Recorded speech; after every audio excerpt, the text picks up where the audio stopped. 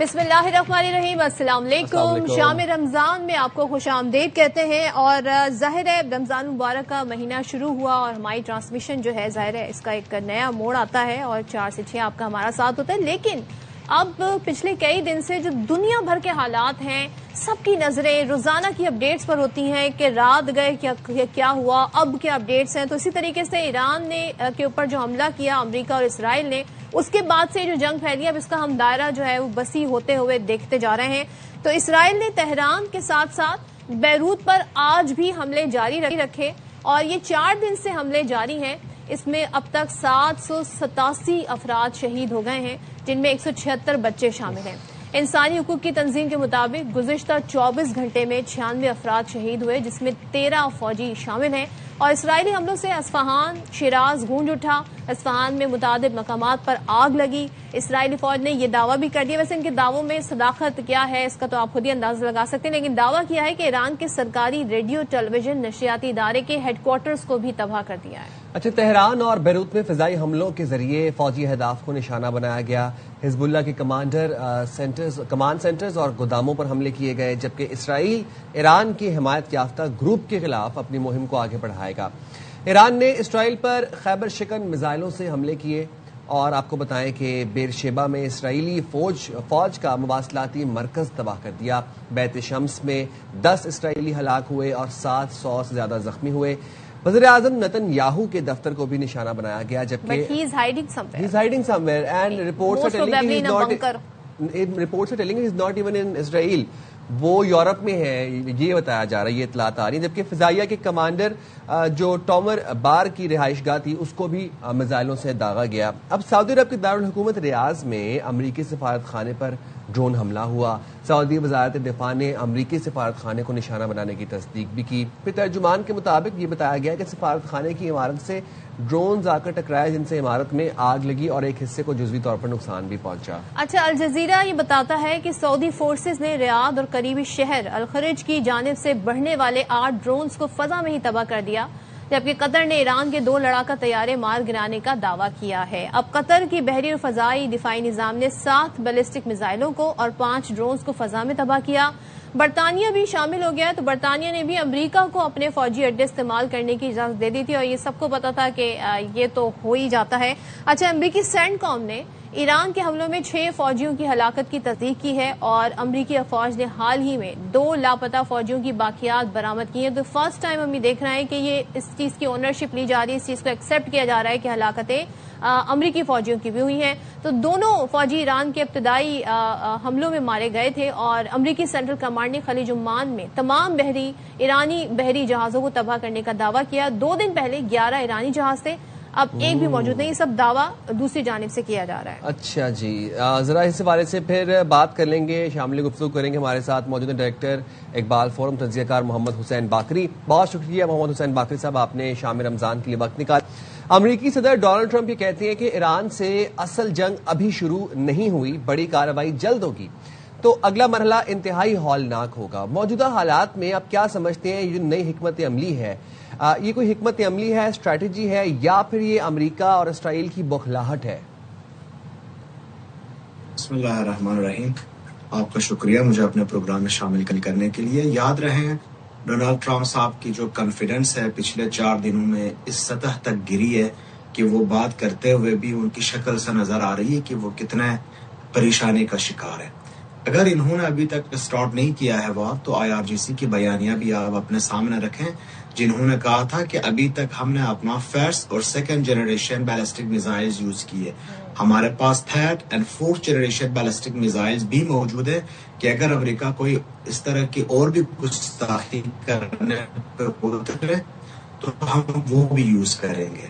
मैं पहले भी अर्ज कर चुका हूँ, ये जंग 1-2 दिन की जंग नहीं है, ये लंबी जंग होगी, तवील उल मुद्दत जंग होगी और इस जरादे ज्यादा मजबूत हो। जरूरी नहीं है कि वो जीते जिसके पास हथियारें बड़ी है या सबसे मोस्ट पावरफुल मिलिट्री माइट रखती हो। जिनके पास पावर और मिलिट्री माइट है वो बेशक जंग को स्टार्ट कर सकते हैं। जंग को खत्म करने के लिए अज़्म और इरादों की जरूरत है और मुझे लगता है IRGC और ईरानी अवाम के पास अब ये अज़्म और इरादा पूरी तरह मौजूद है। अच्छा, ایک چیز اور آپ سے میں جاننا چاہوں گی. ایک تو یہ کہ ظاہر ہے آپ کہہ رہے ہیں کہ جنگ جو ہے شروع تو کر دی, ختم کیسے ہوگی یہ بڑا مشکل ہے. اب یہ جو ایران نے ظاہر ہے جس طریقے سے دیگر کنٹریز کو جس میں امریکہ کے بیسز ہے نشانہ بنایا, تو مشکلات کیا آپ کو لگتا ہے ایران کی بڑھیں گی؟ دوسرے امریکی صدر یہ کہتے نظر آتے ہیں کہ ایران میں زمینی فوج بھیجنے کی ضرورت پڑ سکتی ہے. اس کے امکانات کتنے؟ گو کہ ایک طریقے سے بیان یہ بھی آیا تھا کہ اپنے اس بیان سے شاید انہوں نے یو ٹرن لے لیا ہے. اگر ایسا ہوتا ہے خدا نہ خواستہ تو کیا صورتحال بن سکتی ہے؟ اور آپ مجھے آواز نہیں آ رہی تھی, آپ سوال ریپیٹ کریں. کیا زمینی طور پر امریکی فوج آگے بڑھ سکتی ہے ایران میں؟ ڈونلڈ ٹرمپ نے یہ اندیا دیا ہے کہ ہم زمینی فوج بھیج سکتے ہیں ایران میں. یہ امپاسبل ہے. ایران 1.7 ملین اسکوائر کلومیٹر کا سرزمین ہے, اور اگر اس کے اوپر ایک بھی امریکن سولجرز یا اسرائیلی سولجرز پاؤں رکھیں گے تو ایران ان کا قبرستان بنے گا. یہ تو ٹرمپ صاحب کو بھی پتا ہے, نتنیاہو کو پتا ہے, پورا ویسٹ ورلڈ کو بھی پتا ہے. ایران کے اندر فوڈ سولجرز لانا امپاسبل ہے, یہ تو خودکش دھماکے کے برابر ہے. اچھا یہ بتائیے گا کہ پاکستان سمیت دنیا بھر سے اب مذاکرات کی کوشش کی جا رہی ہے, میڈیشن کروانے کی کوشش کی جا رہی ہے, لیکن ہم یہ دیکھ رہے ہیں کہ Iran is not ready to sit on the table now. Iran wants to retaliate اور ایران بھرپور جوابی کارروائی کرنا چاہتا ہے. تو آپ کو کیا لگتا ہے کہ اب یہ مزید بات ختم کہاں پر ہوگی؟ ابھی مزید کتنا طویل ہوتا جائے گا؟ اگر مذاکرات نہیں کرے گا ایران یا اگر سیز فائر کی طرف نہیں آئے گا تو پھر معاملہ کیسے تھمے گا؟ یاد رکھیں یہ ایک غلط فہمی ہو رہی ہے کہ ایران مذاکرات نہیں کرتا. نہیں, ایران کا شرط ہے مذاکرات کرنے کے لیے. ایران کہتا ہے سب سے پہلے جنہوں نے اسٹارٹ کی تھی جنگ وہ اپنے فائرز روک لیں, روکنے کے بعد ہمیں گارنٹی ملے کہ یہ دوبارہ ہمارے اوپر اٹیک نہیں کریں گے, اس کے بعد ہم مذاکرات کی بات کرنے کو تیار ہیں. جنگ کے بیچ میں ہم کبھی بھی مذاکرات کی بات نہیں کریں گے. اب یہ امریکن اور اسرائیلی حکام کے پاس ہے کہ اگر وہ جنگ بندی چاہتے ہیں تو وہ پہلے اپنے فائر روک لیں. یہ یاد رکھیں ایران نے یہ جنگ سٹارٹ نہیں کی تھی, اور ابھی بھی ایران کا IRGC کا جو ریٹیلیشن ویوز ہے وہ آپ دیکھ لیں, یہ 15ویں ریٹیلیشن ویوز ہے. یہ اس وقت ہوتی ہے جب ایران کے سرزمین کے اوپر کوئی میزائل گرتا ہے. ابھی سے اگلے 1 سال تک اگر ایک بھی میزائل نہیں گرتے تو آپ IRGC کی طرف سے کوئی اس طرح کے میزائل فائر ہونے کی خبر نہیں سنیں گے.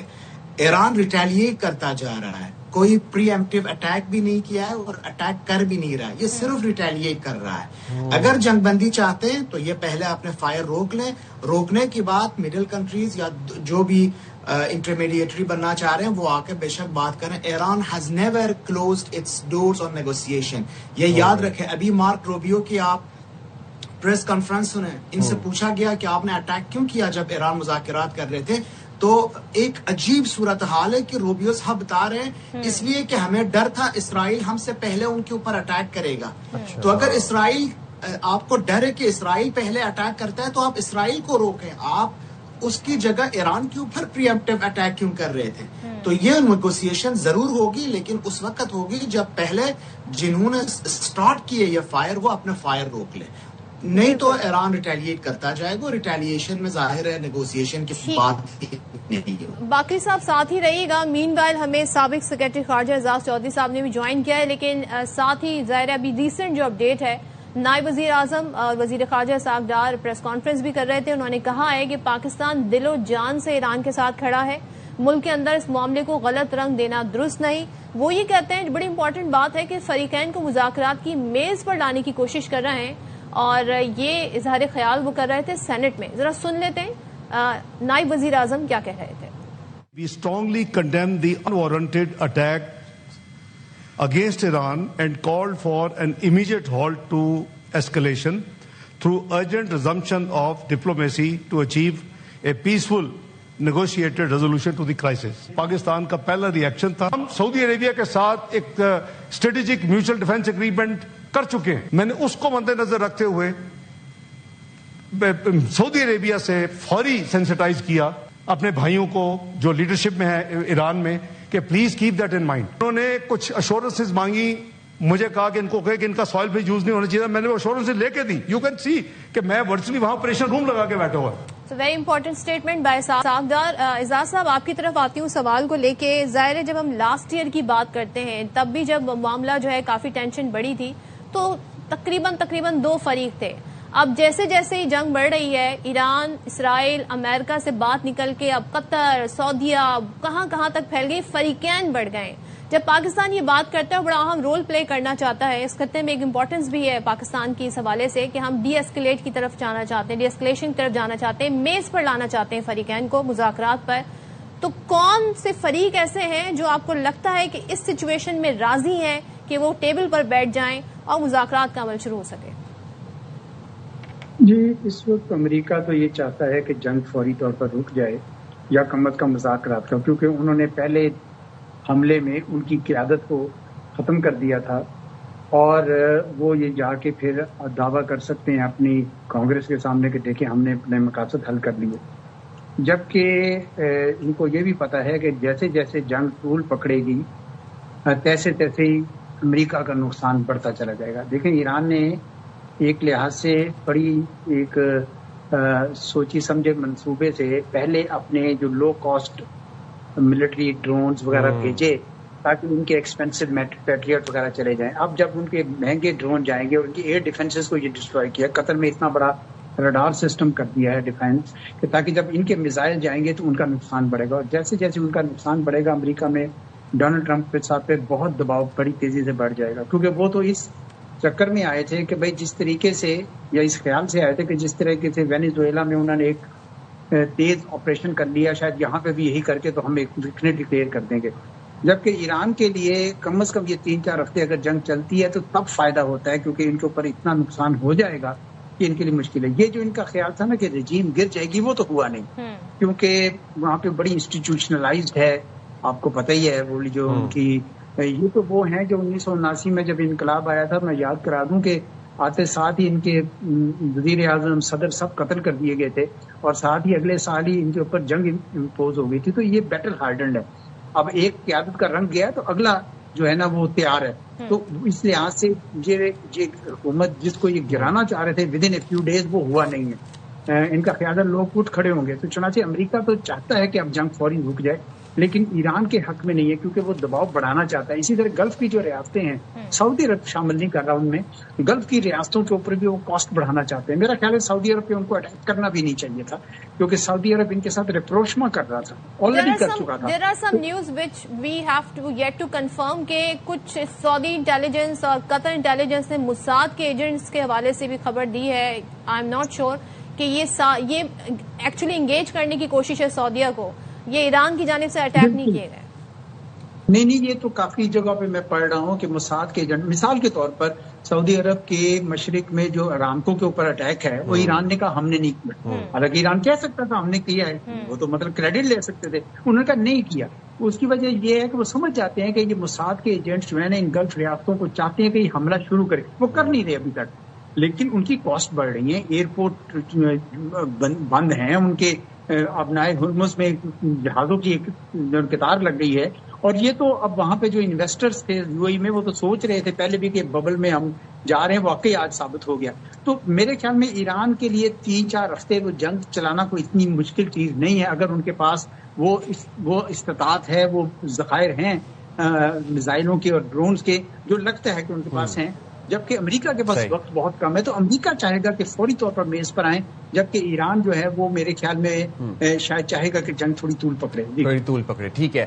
حسین باقری صاحب آپ سے جاننا چاہوں گا کہ اب ڈونلڈ ٹرمپ کا تو یہ کہنا ہے کہ ان کے پاس اتنا اسلحہ ہے، اتنا ملٹری کیپیسٹی ہے کہ وہ پوری زندگی جنگ لڑ سکتے ہیں.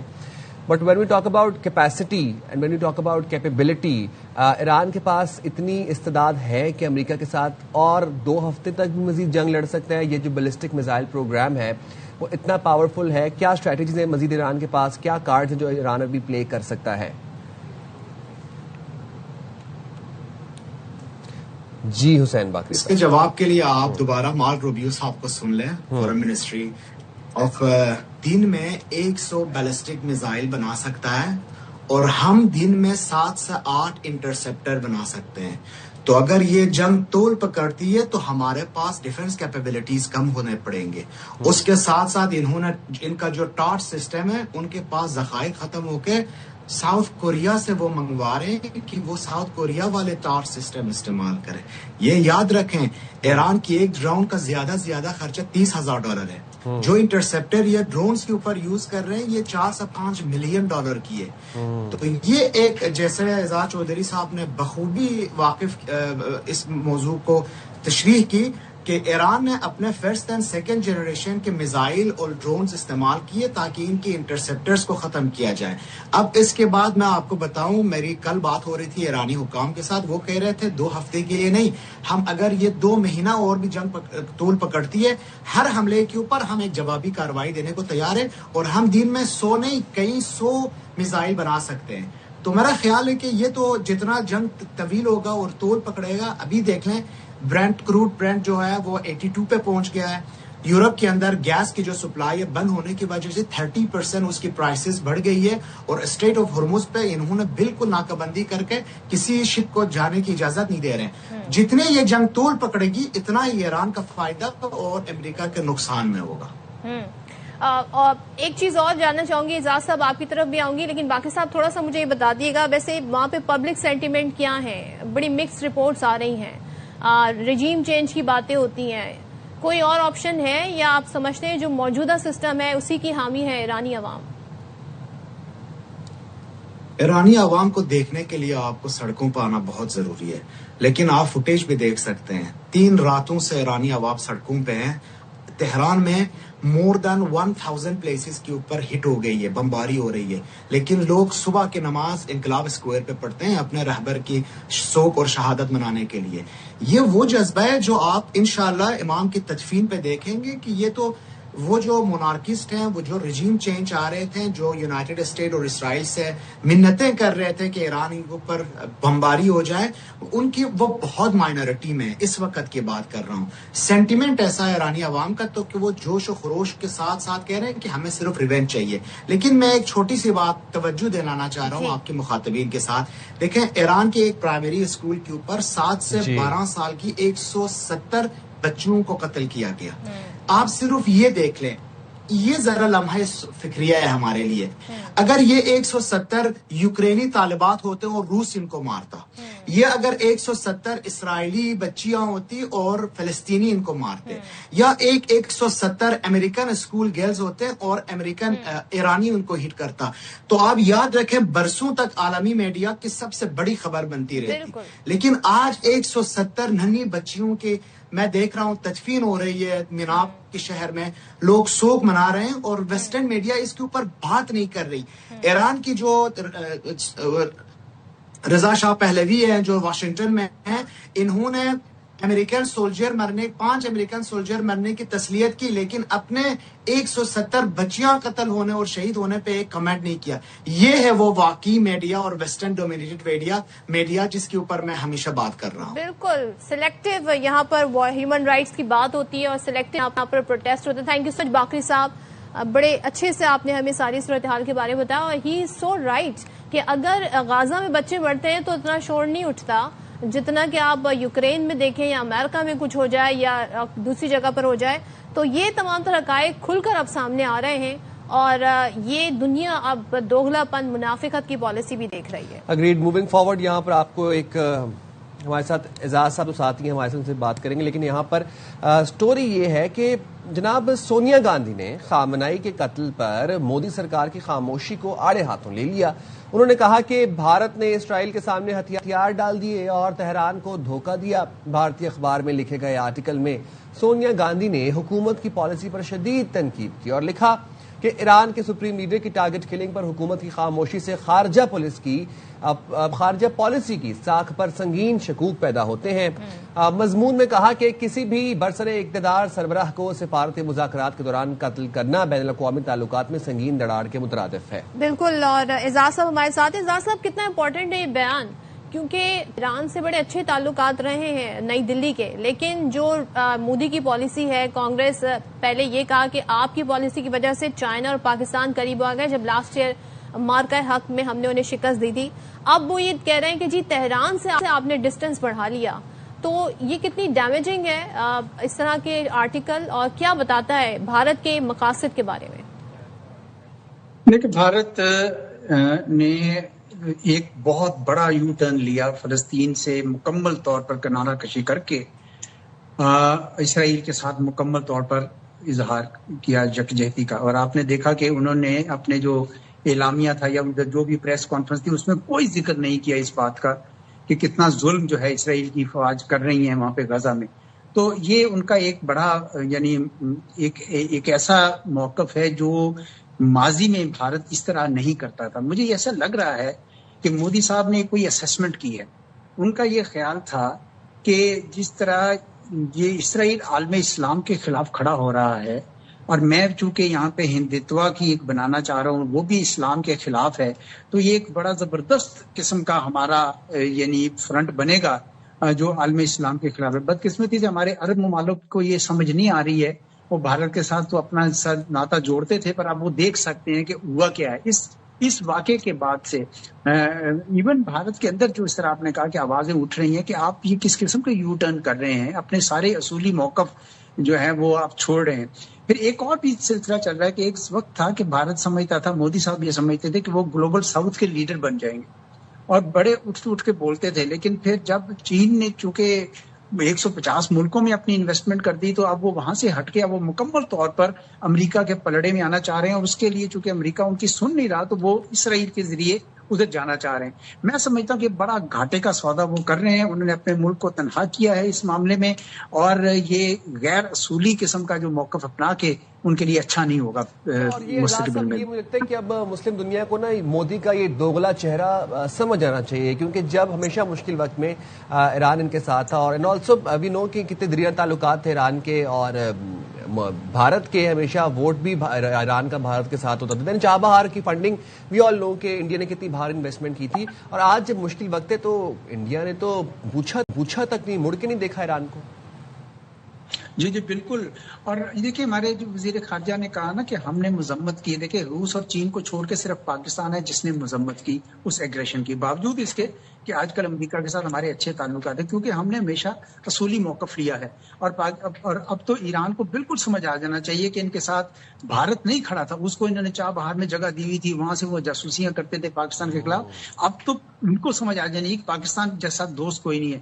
लेकिन साथ ही साथ मैं ये समझता हूँ कि ये जंग ईरान को खुद लड़नी है, पाकिस्तान वो जंग नहीं लड़ सकता।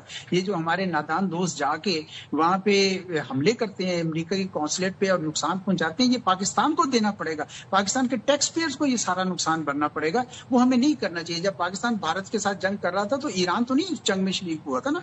तो इस वजह से मेरे ख्याल में ये बात भी होनी चाहिए ज़हन में कि हम ये जज्बाती नहीं होना। पाकिस्तान ईरान के साथ इस हद तक खड़ा है कि उनके साथ एग्रेशन हुई है, लेकिन पाकिस्तान के सऊदी अरब के साथ भी हमारी दोस्ती है, उनके साथ मुआहदा है, और ये ईरान को सऊदी अरब पे हमला नहीं करना चाहिए। तो ये इस वक्त जो है ना, पाकिस्तान हर चीज जो है असूल की बुनियाद पर कर रहा है। मेरे ख्याल में ये हमारा जो मौकफ है खूब जाना पहचाना जा रहा है। जी सही है, बहुत शुक्रिया एजाज साहब, आपने प्रोग्राम के लिए वक्त निकाला है।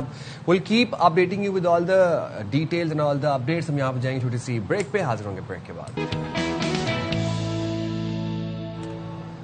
Welcome back once again. और जरा आपको कुछ फाइनेंशियल टाइम्स के हवाले से जो उन्होंने इंकशाफ किया है वो बताएं। बरतानवी अखबार है फाइनेंशियल टाइम्स, कहता है जी इसराइल 25 साल पहले ईरान को टारगेट कर चुका था, और टारगेट करने से मुराद उनकी सुप्रीम लीडर खामनई के हवाले से है। सो फाइनेंशियल टाइम्स ने खामनई की शहादत और इसराइली इंटेलिजेंस निजाम से मुताल्लिक एक इंकशाफ किया है, और कहा है कि इसराइल ने तेहरान के ट्रैफिक कैमराज से कई बरस कबल ही हैक कर लिया था सिस्टम को, और तेहरान के ट्रैफिक कैमरे हैक वीडियोस खुफिया तौर पर तलबी मुंतकिल होती रही। इन पूरे 25 इयर्स में इसराइल और CIA को इंसानी एजेंट के जरिए खामनई की मीटिंग का वक्त, शुरका की पेशगी इत्तला थी।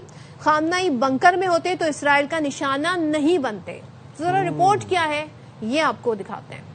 ईरान के सुप्रीम कमांडर खामनाई को कैसे हदफ बनाया गया, इसराइल 25 साल पहले टारगेट कर चुका था। बरतानवी अखबार ने खुफिया मंसूबा बता दिया। फाइनेंशियल टाइम्स की रिपोर्ट में इंकशाफ किया कि इसराइल ने ईरान के सुप्रीम लीडर खामनाई को निशाना बनाने के लिए कई बरसों पर मुहित खुफिया इंटेलिजेंस मुहिम चलाई। कई बरस से तेहरान के ट्रैफिक कैमरों को हैक करके निगरानी की जा रही थी। तस्वीर को तल अवीव और जुनूबी इसराइल में सर्वर्स तक मुंतकिल किया जाता रहा। रिपोर्ट के मुताबिक कैमरों की मदद से सिक्योरिटी एहलकारों की रोजमर्रा सरगर्मियों, गाड़ियाँ पार्क करने के मकामात और कंपाउंड के अंदरूनी मामूलात पर नजर रखी जाती रही। इसराइली इंटेलिजेंस ने सिक्योरिटी गार्ड्स और दीगर मुतालिका अफराद की रिहाइश, ड्यूटी औकात, सफर के रास्तों और जिम्मेदारियों का मुकम्मल पैटर्न ऑफलाइन तैयार किया ताकि ये अंदाजा लगाया जा सके कि मखसूस वक्त में कौन कहाँ होगा। बरतानवी अखबार के मुताबिक मोबाइल फोन टावर्स में खलल डालने जैसे इकदाम भी किए गए ताकि हिफाजती अमले को मुमकिन वार्निंग न मिल सके। एक इसराइली इंटेलिजेंस के मुताबिक तेहरान को ऐसे जानते थे जैसे यरूशलेम को जानते हैं। नेटवर्क में इसराइल की सिग्नल्स इंटेलिजेंस यूनिट 8200, मुसाद के इंटेलिजेंस सराय और फौजी इंटेलिजेंस की रोजाना रिपोर्ट शामिल थी, जिन्होंने अरबों डेटा पॉइंट्स के तजिए से अहदाफ की निशानदही की।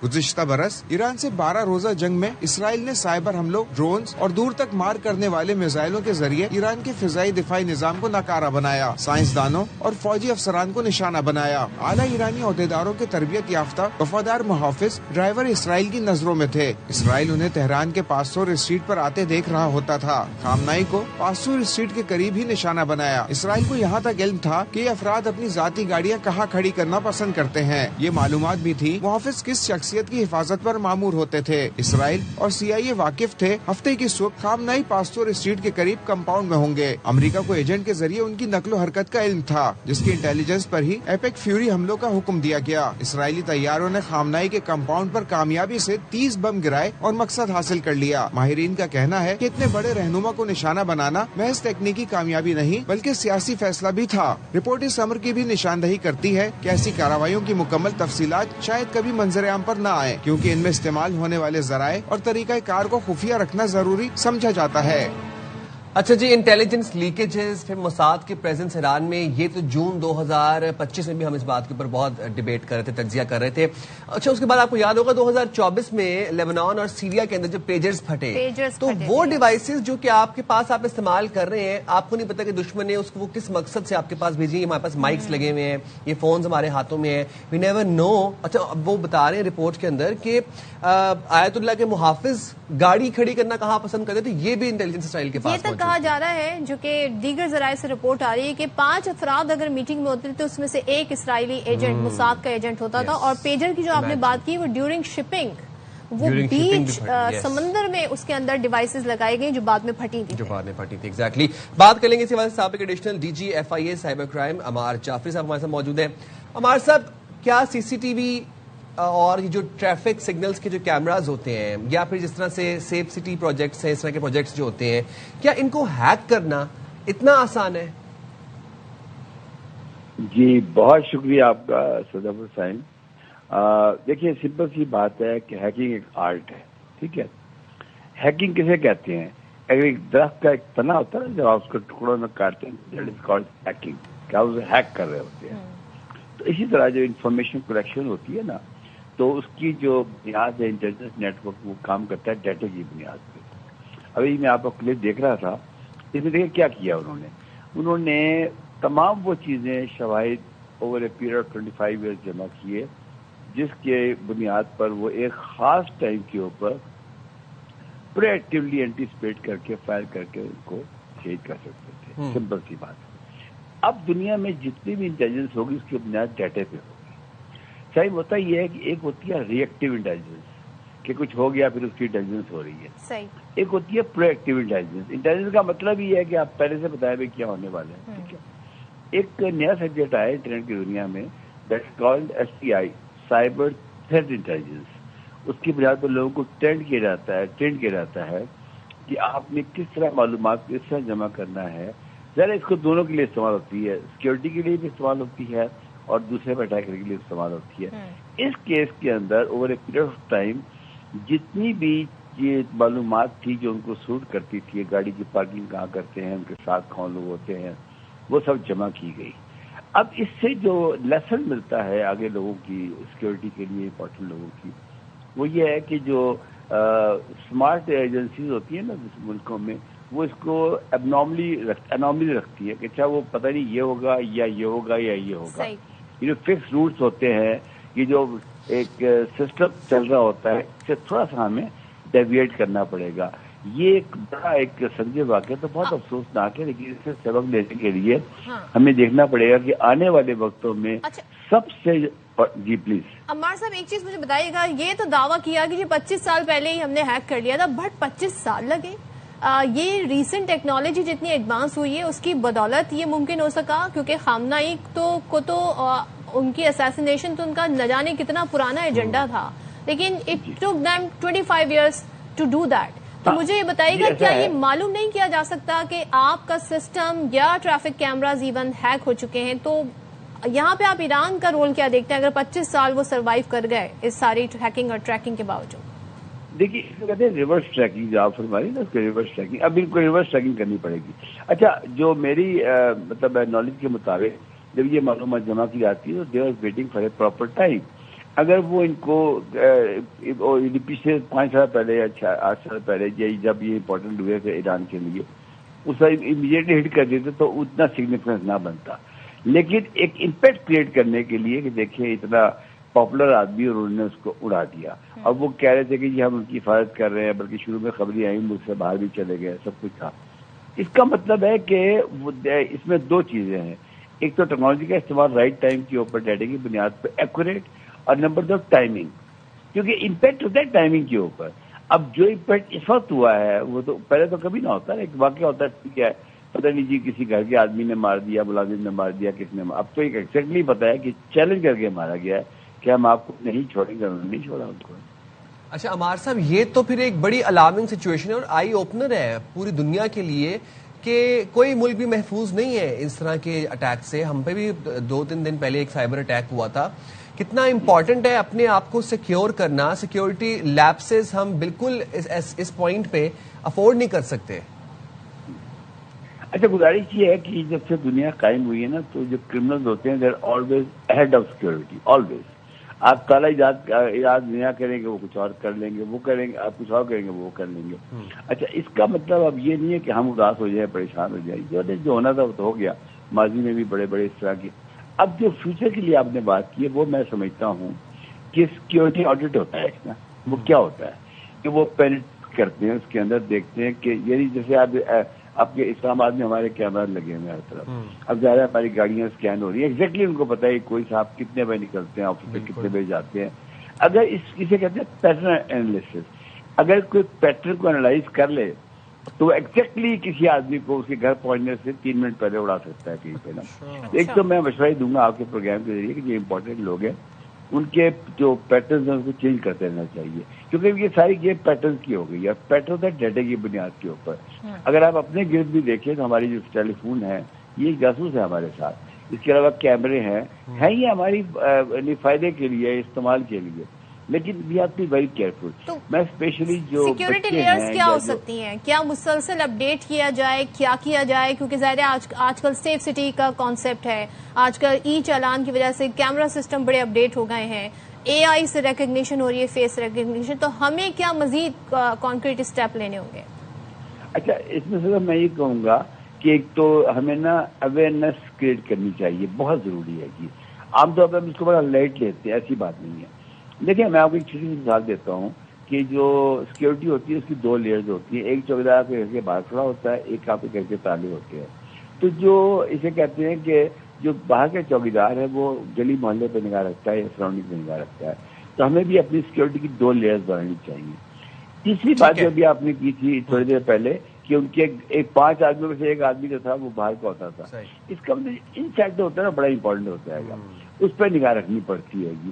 تو یہ جس شخص کی پوزیشن ہوگی یا جتنی بھی اس جگہ کی امپورٹنس ہوگی اس کے مطابق سیکورٹی لیئرز ہے. ہمارے صاحب سیکورٹی میجرز لینا خاص طور پر اس پوائنٹ. بہت شکریہ آپ نے پروگرام کے لیے وقت نکالا. چلیں جی یہاں پر شارٹ بریک لیتے ہیں، اس کے بعد واپس آتے ہیں. ویلکم بیک جناب. تو جی آپ کو ہم اوور ویو دے رہے تھے, اپڈیٹس دے رہے تھے کہ ایران اور اسرائیل کے بیچ میں کیا چل رہا ہے اور امریکہ کا اس میں کیا کردار ہے. اور ڈونلڈ ٹرمپ کے بدلتے بیان, ڈونلڈ ٹرمپ از سو انپریڈکٹیبل. کوئی دین ایمان نہیں ہے اس بندے کا, معذرت کے ساتھ مجھے کہنے دیجیے. اور جس طریقے سے ایران نے جنگ پورے خطے میں پھیلائی, پورے ریجن میں پھیلائی, پاکستان آلریڈی ایک جگہ پہ انگیجڈ ہے افغانستان کے ساتھ, اور ایران جو ہے وہ نہ قطر, یو اے ای, دبئی, سعودی, اس کے بعد جارڈن, عراق, کتنے ممالک تک کی جنگ پھیل چکی ہے. 27 بیسز ٹوٹل جو لاسٹ اپڈیٹ تھی. اب ہمیں نہیں پتا مزید اس میں کتنا اضافہ ہو, کیونکہ reports to be honest somehow conflicting بھی ہوتی جا رہی ہیں. اچھا, اور اس کے بعد یہ بھی ہے نا کہ ایران میں تو انفارمیشن بلیک آؤٹ بھی ٹو سم ایکسٹینٹ, اسرائیل کے دعوے الگ آ رہے ہیں, تو اسرائیل کے دعوے الگ آ رہے ہیں, بہت متعدد مکس رپورٹس ہیں. ابھی آپ کو لے چلتے ہیں کہ موجودہ اسی صورتحال کے اوپر یو اے حکام میڈیا بریفنگ دے رہے ہیں, تو آپ کو ذرا وہ دکھاتے ہیں. وضمان سلامة مواطنيها والمقيمين على أرضها.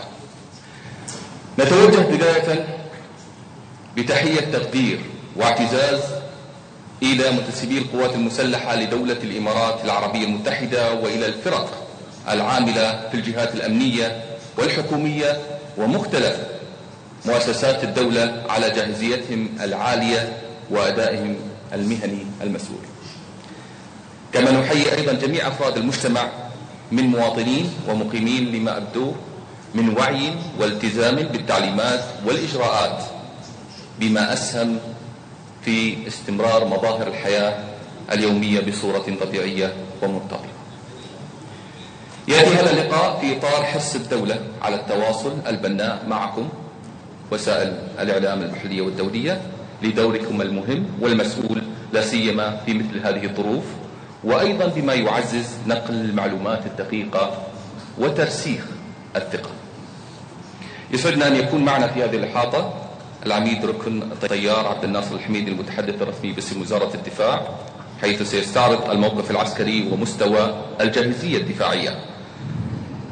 معالي ريم بنت إبراهيم الهاشمي وزير الدولة لشؤون التعاون الدولي لاستعراض الموقف الدبلوماسي والتنسيق الدولي في ضوء هذه التطورات. معالي عبد الله بن طوق المري وزير الاقتصاد والسياحة لعرض الإجراءات المتخذة على المجال الاقتصادي لضمان استقرار الأسواق واستمرارية الأعمال. سعادة العميد عبد العزيز الأحمد المتحدث الرسمي عن وزارة الداخلية للحديث أيضا عن الجانب الأمني والإجراءات الداخلية. وأيضا وسعادة الدكتور سيف الظاهري المتحدث الرسمي باسم الهيئة الوطنية لإدارة الطوارئ والأزمات والكوارث لعرض خطط الاستجابة الوطنية وآليات التنسيق بين الجهات المعنية. نبدأ مع الموقف العسكري في ظل التطورات الأخيرة. ما هو الموقف العسكري وكيف تبدو جاهزية منظومتنا الدفاعية؟ يطلعنا على التفاصيل سعادة العميد ركن الطيار عبد الناصر الحميدي. لك الكلمة.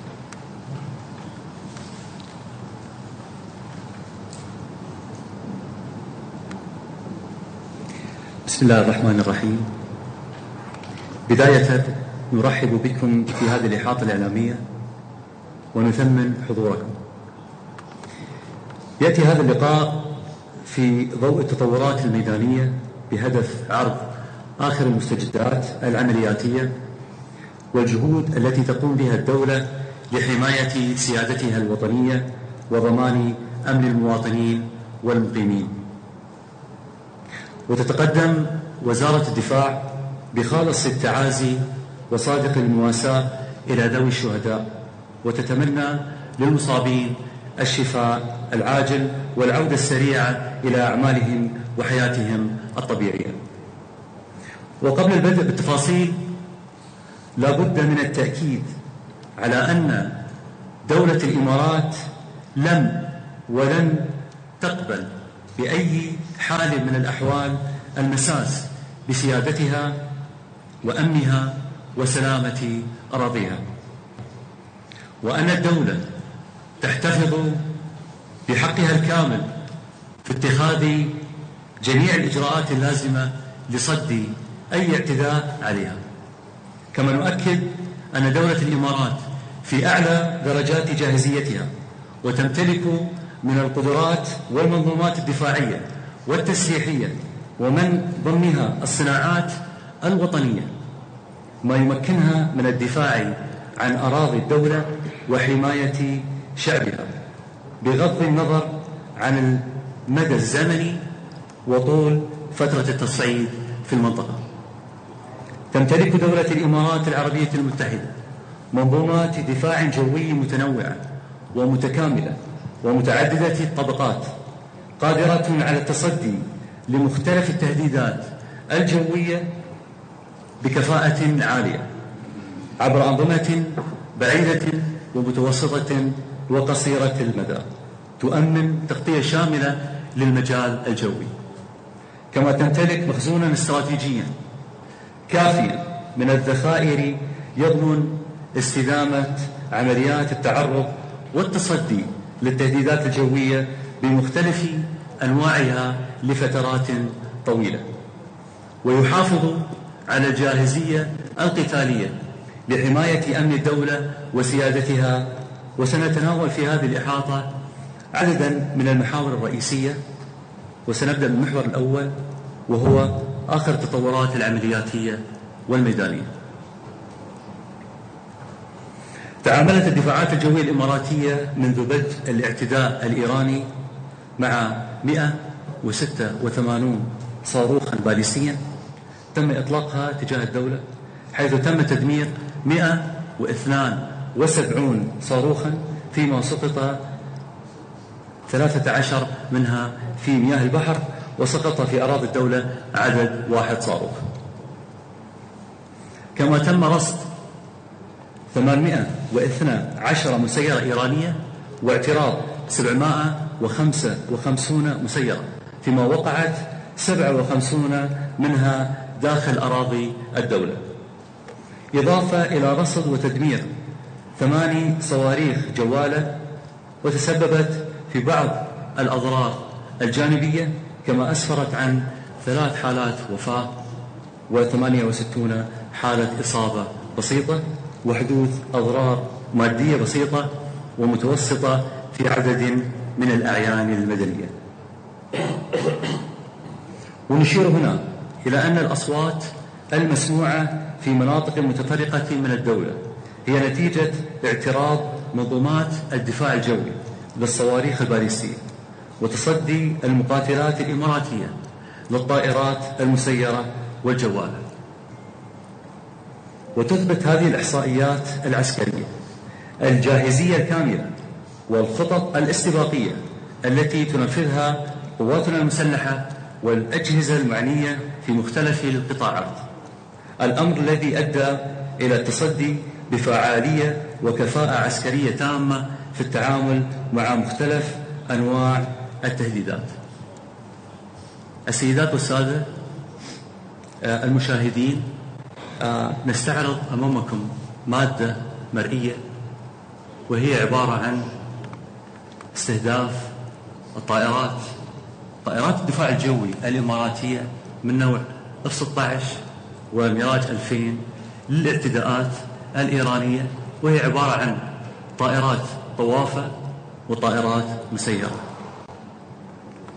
فهذا مقتطف من الصد والتدمير لمئات من هذه الاعتداءات على مدى ال4 أيام الماضية.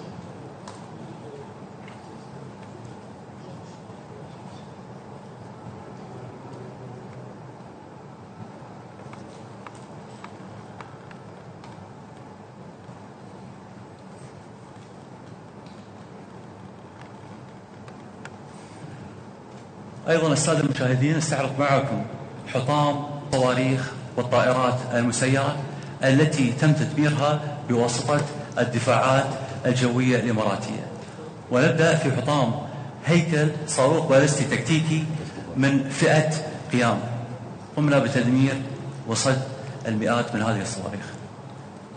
ننتقل إلى الصاروخ الجوال أو الطواف من فئة بافيه. تعتبر هذه التهديدات من التهديدات التي تعتبر صعبة التعامل والصد، ولكن ولله الحمد تم صدها وتدميرها بواسطة الدفاعات الجوية الإماراتية.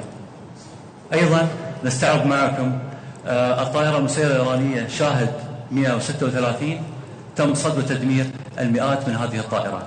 وأخيرا نوع آخر من الطائرات المسيرة من نوع شاهد 107 بالإضافة إلى شاهد 238 تم صد وتدمير العشرات من هذه الطائرات خلال ال4 أيام الماضية.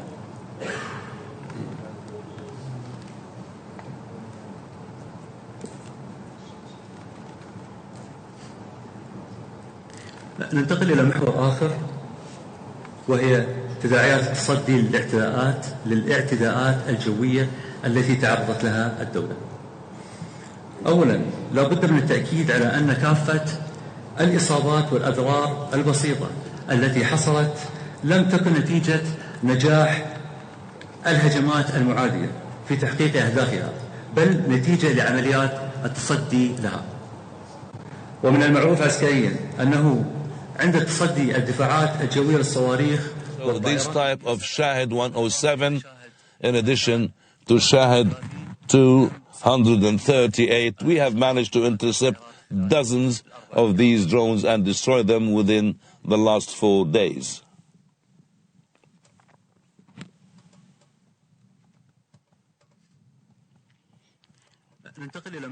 Let's move now to another aspect, which is the repercussions of intercepting these aggression from Iran. We need at the very beginning to confirm that all the damage, little damage that happened is not because of the success of the attacks, of the aggression, but it's because of the defense systems of the Emirati success in intercepting these missiles, and the shrapnel were here and there. That's why most of the damage and most of the casualties, not because direct attacks against the country, but it's because of the shrapnel, because we managed to effectively and professionally and according to the rules of engagement to intercept these drones and these missiles. Our defense systems have managed to deal with the enemies at the right time, and this has helped us to minimize the damage and the numbers of casualties. Following the interception of the missiles and drones coming from Iran, before arriving to their targets, the concerned agencies, according to the specialization, have done their own evaluation throughout the places where shrapnel are present. The ambulance people have done a great job, and all the procedures have been taken in order to make sure the safety of all the citizens and the residents, according to the cooperation between the concerned parties. Finally, the readiness of the armed forces to face any attacks. The armed forces of the Emirates are monitoring 24/7 the developments that might hit the sovereignty of the state, the territorial sovereignty, and the armed forces have taken effective steps, and the spread of the defense system, the readiness of our armed forces, boosting the monitoring systems and early warning systems so as to be on full alert to protect the country and its sovereignty. Also, we have managed to increase integration between the military units within a unified command in order to make sure that the missions are done at the right time and the proper time to face any threats. Our armed forces have proved very effective and have proved very effective operation, and they have quickly managed to defend our country. Our readiness based on our developed defense systems and the very sophisticated weaponry, very good coordination between all the types of the armed forces. We have our own plans. We developed all our plans. We have our comprehensive strategy in this regard. The armed forces confirm that they are quite ready to face all the threats, to abort all the threats, whatsoever the nature of these threats, and they will never hesitate in taking the necessary steps in order to protect the security of the country and the stability of the country. And thank you. All right, we've been listening there to Major General Abdul Nasser Al-Hamidi, the UAE's Ministry of Defense spokesperson, giving an update on what the UAE has been doing to defend itself against Iran's attacks. The Major General saying there that the UAE managed to successfully intercept drones and missiles sent by Iran, over 100 drones. He said that most of the damage and casualties in the UAE was caused by shrapnel, and added that the United Arab Emirates is prepared and ready to combat any aggression from Iran. It's just gone past 12 GMT, 3 p.m. here in Doha. I'm fully Batibo with Al Jazeera's. Abu Dhabi متحدہ عرب امارات کے حکومتی ارکان کی press briefing ہو رہی ہے. وزارت دفاع، وزارت خارجہ، معیشت اور نیشنل ایمرجنسی اتھارٹی کے حکام کی بریفنگ دی ہے. انہوں نے کہا کہ اماراتی حکام نے یہ کہا کہ ہم نے اپنی خود مختاری کی حفاظت کرتے ہوئے جنگی تیاری کو برقرار رکھا ہے.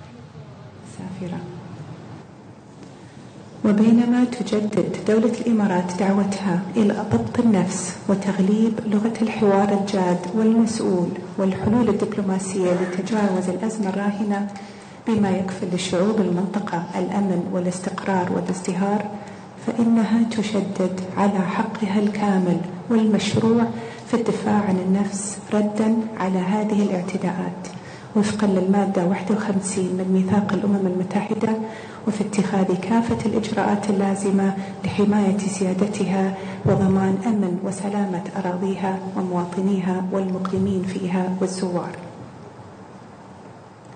ولا بد لنا في مواجهة الذرائع والمبررات الواهية التي تسوقها طهران أن نضع النقاط على الحروف، وأن نوضح أن دولة الإمارات ودول الخليج العربية بذلت جهودا مكثفة لتفادي المواجهة العسكرية وخفض التسعيد من منطلق إيمانها الراسخ بأن الحلول العسكرية تولد أزمات وعواقب خطيرة على المنطقة.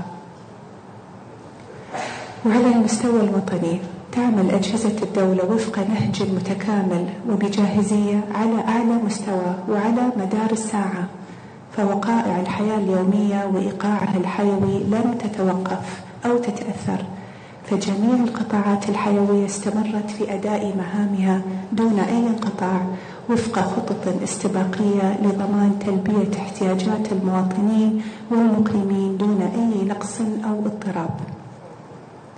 لكن هذه الهجمات لم تكن مجرد اعتداء على دولة الإمارات فقط، بل امتدت لتطال دول أخرى، وهو ما يؤكد أن أمن هذه الدول منظومة واحدة مترابطة. فالتطورات التي شهدناها تؤكد على أن أي مساس بسيادة دولة خليجية هو تهديد للأمن والاستقرار الإقليمي كله.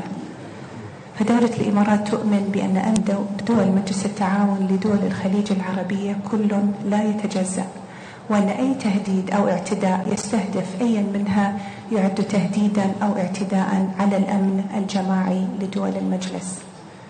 وفي الوقت ذاته نشدد على أن أي اعتداء يمس سيادة دولة الإمارات أو سيادة أي دولة خليجية لن يترك دون رد، فالحق في الدفاع عن النفس حق مشروع، وأي استهداف للمدنيين. اس وقت آپ براہ راست دیکھ رہے ہیں متحدہ عرب امارات کے حکام کی جانب سے نیوز بریفنگ دی جا رہی ہے. وزارت دفاع، وزارت خارجہ، معیشت اور نیشنل ایمرجنسی اتھارٹی کے حکام کی یہ بریفنگ ہے. کہتے ہیں ہم نے اپنی خود مختاری کی حفاظت کرتے ہوئے جنگی تیاری کو برقرار رکھا ہے. ہمارے جنگی طیارے خود مختاری کے تحفظ کے لیے پوری طرح تیار ہیں. ایران کی جانب سے شہری علاقوں کو نشانہ بنایا گیا جس سے املاک کو نقصان ہوا. ایرانی میزائلوں اور ڈرون کو روکنا ہماری عسکری طاقت کا ثبوت ہے. اماراتی حکام کا یہ کہنا ہے. پریس بریفنگ میں اماراتی حکام کی جانب سے میزائلز کا تبادلے کا تباہ ملبہ بھی دکھایا گیا ہے اور میزائل اور ڈرون سے نمٹنا مشکل سمجھا جاتا لیکن ہم اس میں کامیاب ہوئے. یہ کہنا ہے یو اے ای کی جانب سے. ملک کی خود مختاری پر کوئی سمجھوتا نہیں کریں گے. جو بھی نقصان ہوا ہے ان میزائل یا ڈرون لگنے سے نہیں ملبہ گرنے سے ہوا ہے. ہماری سرزمین پر کوئی بھی میزائل براہ راست نہیں گرا بلکہ ملبہ گرا ہے. بالکل جی. تو متحدہ عرب امارات کے حکومتی ارکان کی پریس بریفنگ ہے یہ. وزارت دفاع، وزارت خارجہ، معیشت اور نیشنل ایمرجنسی اتھارٹی کے حکام کی یہ بریفنگ ہے جس میں اماراتی حکام یہ بتا رہے ہیں کہ ہم نے اپنی خود مختاری کی حفاظت کرتے ہوئے جنگی تیاری کو برقرار رکھا ہے. ہمارے جنگی طیارے خود مختاری کے تحفظ کے لیے پوری طرح تیار ہیں. اماراتی حکام نے یہ بتایا کہ ایران کی جانب سے شہری علاقوں کو نشانہ بنایا گیا جس سے املاک کو نقصان ہوا. رسالتنا واضحة. الهجمات والاعتداءات الإيرانية غير مبررة والحل العسكري لن يؤدي إلا إلى المزيد من الأزمات بينما يظل السبيل العقلاني لعدم توسع الصراع العسكري هو الحوار الجاد والمسؤول. وهذه الهجمات تؤدي إلى تداعيات خطيرة على العلاقات الثنائية والتي سيكون لها تأثير مباشر على كافة المستويات السياسية والاقتصادية والتجارية. وعلى الصعيد الإقليمي دعت دولة الإمارات المجتمع الدولي وخصوصا مجلس الأمن لتحمل مسؤولياته في إدانة هذه الاعتداءات واتخاذ التدابير اللازمة لمنع تكرارها. فالموضوع لا يرتبط فقط بالملف النووي الإيراني بل يمتد إلى البرنامج الصاروخي الذي يشكل تهديدا مباشرا لجيران إيران ويتطلب معالجة دولية شاملة ومسؤولة. وفي الختام أود أن أؤكد أنه رغم جسامة الأحداث يبقى موقفنا متزنا. نحن لا نسعى لتوسيع دائرة المواجهة ولا نؤمن بأن الحلول العسكرية تصنع استقرارا دائما ومنطقتنا في غنى عن هذا التصعيد ولا تزال العودة إلى طاولة المفاوضات السبيل العقلاني الوحيد لاحتواء الأزمة ومنع امتدادها. رسالتنا هنا واضحة. دولة الإمارات دولة أمان واستقرار يعيش على أرضها أكثر من 200 جنسية يعيشون في وئام لكنها لا تتهاون في حماية سيادتها. نحن ندعو لخفض التصعيد لكننا نحتفظ بحقنا الكامل في الدفاع عن أنفسنا ونسعى إلى استقرار إقليمي مستدام قائم على احترام سيادة الدول وعدم التدخل في شؤونها. بهذا التوازن بين الحزم والمسؤولية تمضي دولة الإمارات بثقة وصلابة دفاعا عن أمنها وحرصا على استقرار المنطقة وإيمانا بأن المستقبل الآمن لا يبنى بالقوة وحدها بل بالحوار والرؤية والتطلعات المشتركة لمستقبل أكثر ازدهارا. لتبقى الثقة أقوى من الخوف والعمل المؤسسي الرصين أسرع من الفوضى والقرار هادئا وسط الضجيج. شكرا.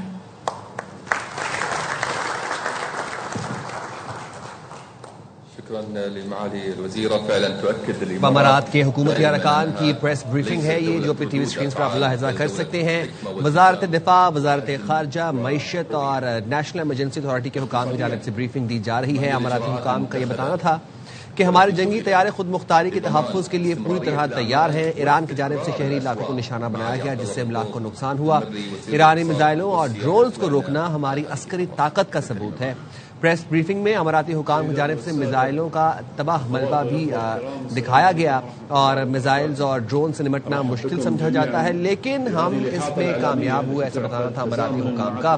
انہوں نے کہا کہ ملکی خود مختاری پر کوئی سمجھوتا نہیں کریں گے. ہم اب تک 172 میزائل تباہ کر چکے ہیں.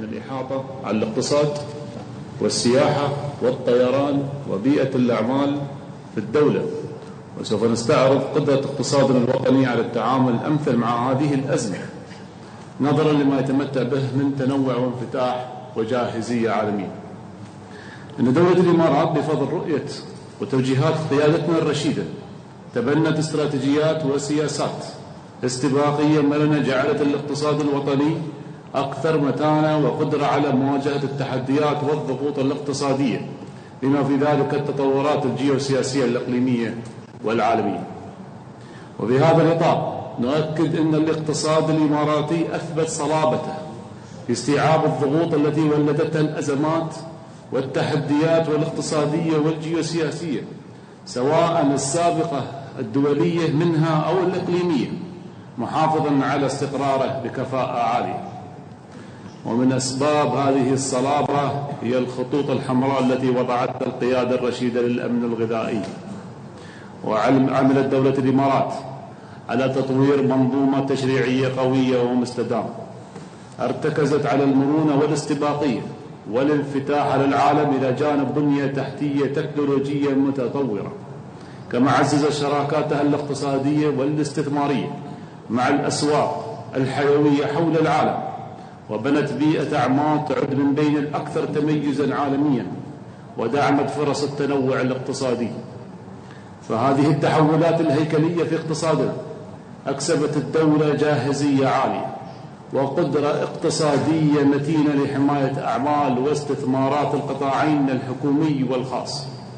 حضور الكريم، فيما يتعلق بمراقبة الأسعار من السلع والمنتجات ومدى توافر المخزون الاستراتيجي، أود أن أؤكد أن الدولة بفضل دعم قيادتنا الرشيدة أولت هذا الملف أهمية قصوى على مدى سنوات طويلة ولا تزال، نظرا لما له من أثر مباشر على استقرار معيشة المواطنين والمقيمين في الدولة.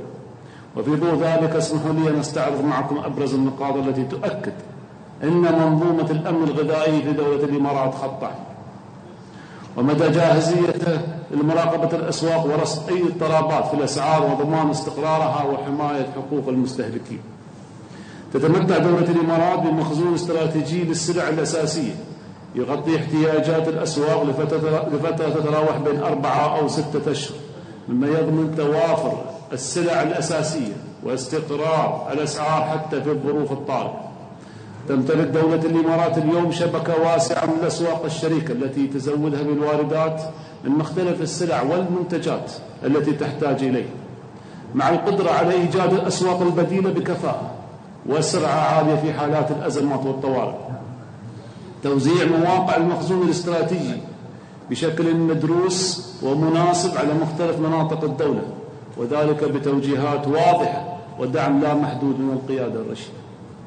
تسير حركة استيراد السلع والبضائع وفق الخطط المعتمدة بالوتيرة المطلوبة دون رصد أي مؤشرات على وجود اضطرابات في سلاسل التوريد.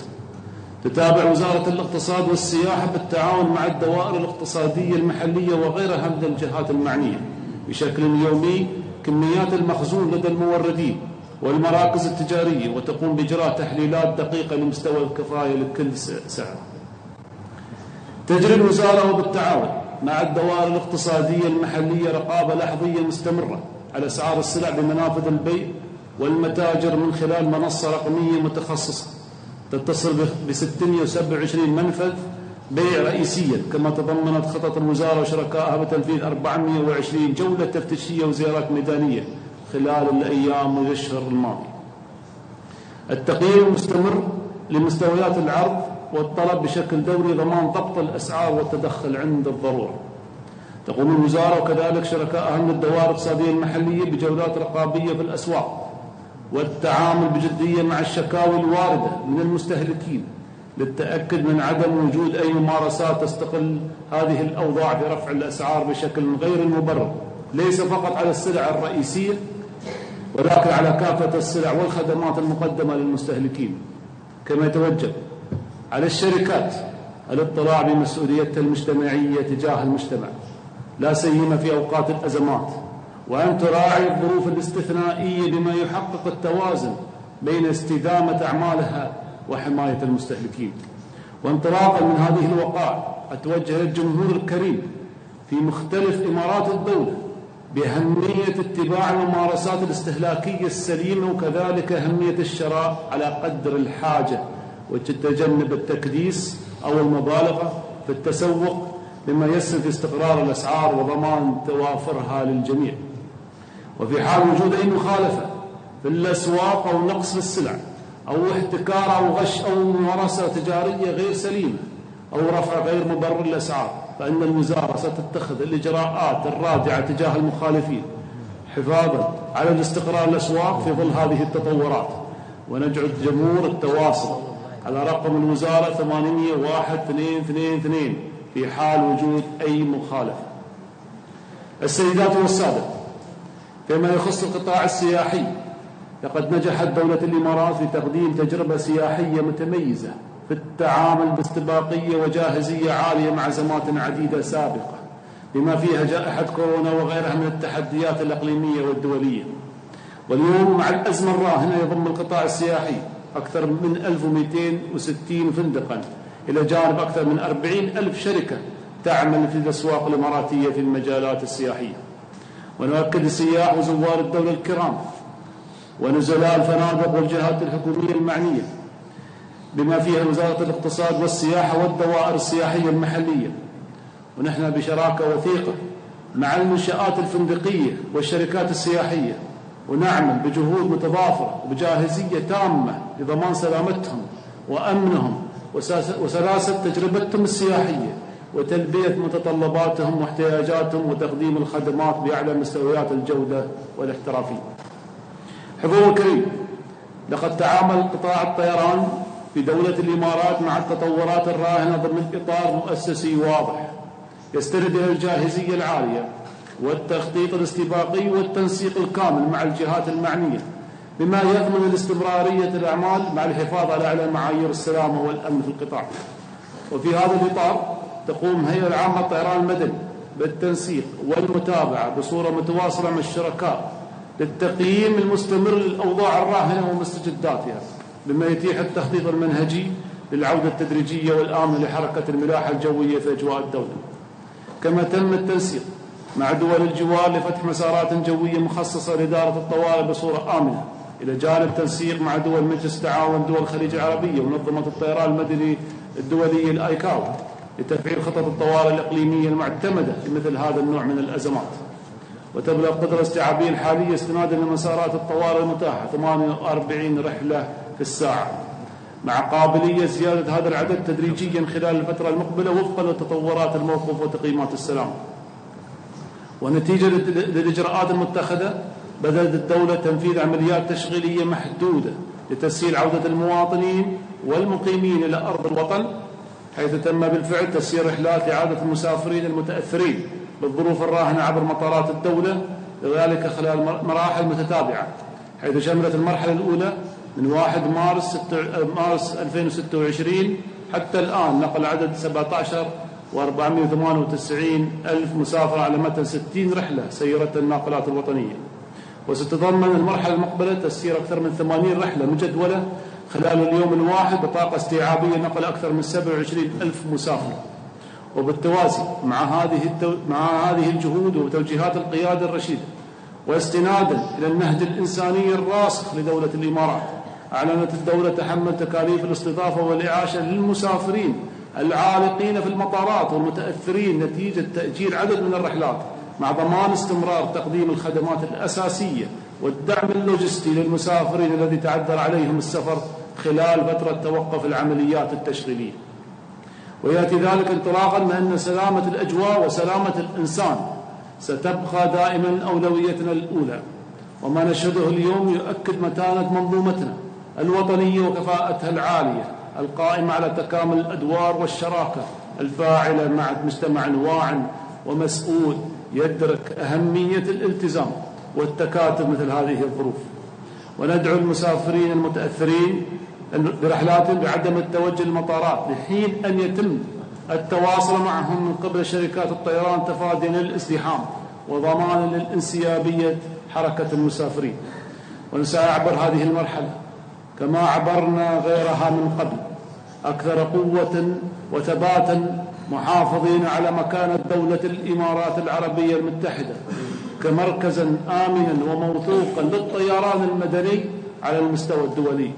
كما نؤكد على أهمية التحقق من صحة المعلومات والاطلاع عليها من المصادر الرسمية والموثوقة، وتجنب الانسياق وراء الشائعات أو الأخبار المغلوطة، مع الرجوع إلى الوجهات الرسمية مثل المكتب الإعلامي لحكومة دولة الإمارات، والهيئة الوطنية لإدارة الطوارئ والأزمات والكوارث، والهيئة العامة للطيران المدني، ووزارة الداخلية، وكل ما يصدر من الجهات الحكومية المختصة، ذلك ضمانا لدقة المعرفة وسلامة القرارات. ختاما، فإن العمل الوطني متواصل لتعزيز ثقة مجتمعات الأعمال في الاقتصاد الإماراتي، والحفاظ على نموه واستقراره، والحفاظ على سلامة وأمن السياح والزوار، بما يدعم تحقيق الأهداف الاقتصادية والسياحية والاستراتيجية لدولتنا على المدى الطويل، وبما يسهم في رفاهية المجتمع واستدامة التنمية الاقتصادية والاجتماعية، سائلين الله عز وجل أن يحفظ دولتنا وقادتنا وشعبنا، ويديم على الإمارات الأمن والاستقرار والازدهار. شكرا جزيلا لكم، والسلام عليكم ورحمة الله وبركاته. عرب امارات کے حکومتی ارکان کی پریس بریفنگ. القوي لا يقاس بعدم تعرضه لأي أزمة، بل بقدرته وثقته على احتوائها. شكرا لمعالي الوزير. شكرا. داخليا، كيف يتم تعزيز الإجراءات الوقائية وضمان سلامة المجتمع؟ يطلعنا على هذه التفاصيل سعادة العميد عبد العزيز الأحمد، المتحدث الرسمي باسم وزارة الداخلية. تفضل. بسم الله الرحمن الرحيم. السيدات والسادة، في ظل ما تشهده المنطقة من تطورات، ومنها الاعتداءات السافرة على دولة الإمارات العربية المتحدة، نؤكد على استقرار الوضع الأمني في كافة أرجاء الدولة، وأن مستويات الجاهزية في أعلى مستويات درجاتها، وفق معايير مهنية دقيقة ومنهجية عمل مؤسسية واضحة. تعمل وزارة الداخلية ضمن منظومة أمنية استباقية متكاملة بالشراكة وبالتنسيق مع أكثر من 25 جهة وطنية، بما يعزز تكامل الأدوار وسرعة الاستجابة ودقة اتخاذ القرار. وتعتمد هذه المنظومة على خطط وطنية شاملة تحدث بصورة مستمرة، وتستند إلى تقييمات دورية للمخاطر وتحليل للسيناريوهات المحتملة، بما يضمن الاستعداد الدائم لكل طارئ.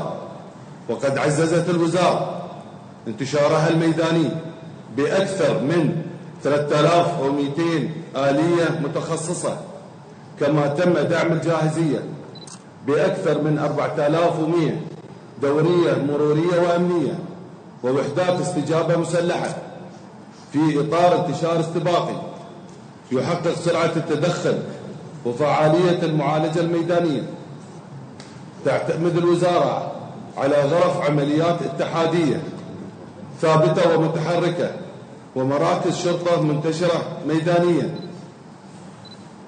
مدعومة بأحدث التقنيات العالمية، بما يضمن سرعة الاستجابة للبلاغات وتحقيق. تو یہ جو مناظر آپ دیکھ رہے ہیں، یہ متحدہ عرب امارات کے حکومتی ارکان پریس کانفرنس کر رہے ہیں، پریس بریفنگ ہے یہ. ایران کی جانب سے متحدہ عرب امارات پر 186 میزائل داغے گئے، ایسا بتانا تھا ترجمان وزارت دفاع کا. انہوں نے مزید بتایا کہ ہمارے ڈیفنس سسٹم نے 172 میزائلز کو ناکارہ بنایا، جبکہ 13 سمندر میں گرے. ایران کی جانب سے داغا گیا صرف ایک میزائل ہماری سرزمین پر گرا. ترجمان وزارت دفاع نے بتایا کہ ہم نے 812 ایرانی ڈرونز کا مشاہدہ کیا، جن میں سے 755 کو تباہ کیا. ایران کے میزائل حملوں میں 3 افراد جاں بحق ہوئے، 68 افراد زخمی ہوئے. ترجمان وزارت دفاع نے یہ بتایا کہ ایرانی کارروائی کے بعد UAE میں ہنگامی اقدامات تیز کر دیے گئے. انہوں نے بتایا کہ ہمارے پاس طویل عرصے تک میزائل اور ڈرونز تباہ کرنے کے کیپیسٹی موجود ہے. ایران کی جانب سے شہری علاقوں کو نشانہ بنایا گیا، جس سے املاک کو نقصان ہوا. اچھا، کچھ بیانات یہاں پر جو پریس بریفنگ ہے تو وزیر سیاحت نے بھی بریفنگ دی. اب وہ یہ کہتے ہیں شہریوں سے درخواست ہے جب تک ایئر لائن رابطہ نہیں کرتی ایئرپورٹ نہ جائیں. پھنس جانے والے مسافروں کو تمام سہولتیں فراہم کی جائیں گی. یہ کہنا ہے وزیر سیاحت و معیشت. اور فضائی حدود کی بندش کی وجہ سے لوگوں کو بیرون ملک جانے میں مشکلات ہیں. اور ساتھ میں انہوں نے یہ کہا کہ لوگ افواہوں پر توجہ نہ دیں، مستند ذرائع سے موصول احکامات پر عمل کریں. بالکل، اور ساتھ ہی ساتھ آپ کو بتائیں کہ اس پریس بریفنگ میں جو اماراتی حکام تھے انہوں نے یہ واضح طور پر بتایا کہ ہم نے اپنی خود مختاری کی حفاظت کرتے ہوئے جنگی تیاری کو برقرار رکھا ہے. ہمارے جنگی طیارے خود مختاری کی تحفظ کے لیے پوری طرح تیار ہیں. اماراتی حکام کا بتانا تھا کہ ایران کی جانب سے شہری علاقوں کو نشانہ بنایا گیا. ایرانی میزائل اور ڈرونز کو روکنا ہماری عسکری طاقت کا ثبوت ہے. ایران کی جانب سے متحدہ عرب امارات پر 186 میزائلز داغے گئے. ترجمان وزارت دفاع نے بتایا کہ ہمارے ڈیفنس سسٹم نے 172 میزائلز کو ناکارہ بنایا اور 13 میزائلز جو تھے جو ایران کی جانب سے داغے گئے وہ سمندر میں گرے. ایران کی جانب سے داغا گیا صرف ایک میزائل ہماری سرزمین پر گرا. ترجمان وزارت دفاع نے بتایا کہ ہم نے 812 ایرانی ڈرونز کا مشاہدہ کیا. To our seamless teamwork and collaboration with 24/7 readiness always in place. Our field operations run smoothly, following clear strategic plans, backed by real-time tracking and insights, guaranteeing quick action and effective handling of any situation. By bringing our efforts together, we build trust in the community and show that our system is running smoothly and staying ahead of the game. We're committed to keeping things steady and ensuring everyone stays safe no matter what. We want to reassure you, our valued community, it's crucial to get your information from official channels. Make sure to follow all safety guidelines set by the authorities. Let's keep life rolling along as best we can, folks. Our community plays a key role in keeping stability, and it's our collective duty to stay aware and safeguard our nation's security. God bless the UAE, and may we always enjoy peace and security. Thanks, everyone. A big thank you to Brigadier General Abdulaziz Al Ahmad, our voice from the Ministry of Interior. Absolutely, trust in solid plans is always the bedrock of success. When it comes to managing the situation, so how does our national response get coordinated across different agencies? To shed some light on this, we have Dr. Saif Al-Daheri, the spokesperson for the National Emergency Crisis and Disasters Management Authority. Over to you, Dr. Al-Daheri. Thank you. Hello, everyone. May peace and blessings be with you. From day one, our national team has shown top-notch professionalism, staying ahead of the curve with remarkable readiness and preparation. There's a coordinated effort nationwide, making sure decisions are quick and execution is spot on. Our system continuously evaluates every risk and threat to stay ahead of the game. We're all about safeguarding lives, protecting our national achievements, and keeping essential services running smoothly, no matter what. That's how it goes. It all comes together through strategic planning and collaborative national drills. By developing lasting capabilities, we boost our nation's readiness and resilience to tackle any situation that comes our way. Ladies and gentlemen, we want to assure you that life here is going on as usual. And fundamental services like energy are running smoothly. Water, communications, transportation, healthcare, and the supply of goods and materials are all running smoothly and efficiently. We've rolled out business continuity plans as a safety net to make sure our essential sectors stay prepared for any situation, with backup options ready to go if needed.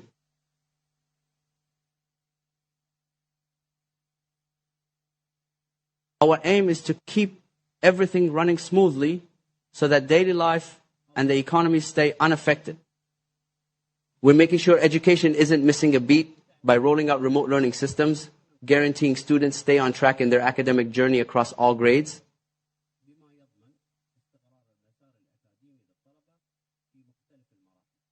We want our students to keep learning in a safe and steady environment, ensuring their education never skips a beat.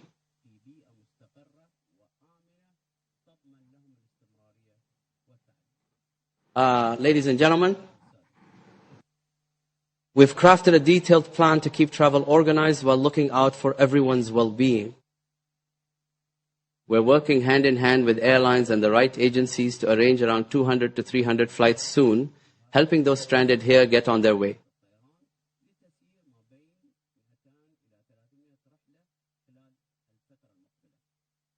We've got a well-organized schedule in place to make sure they leave safely and without a hitch.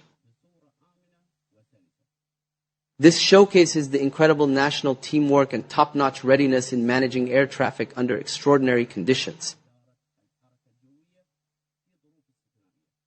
We're making sure everything's ready to keep folks comfortable until their travel plans are sorted out. This shows our commitment to taking care of everyone who's here with us.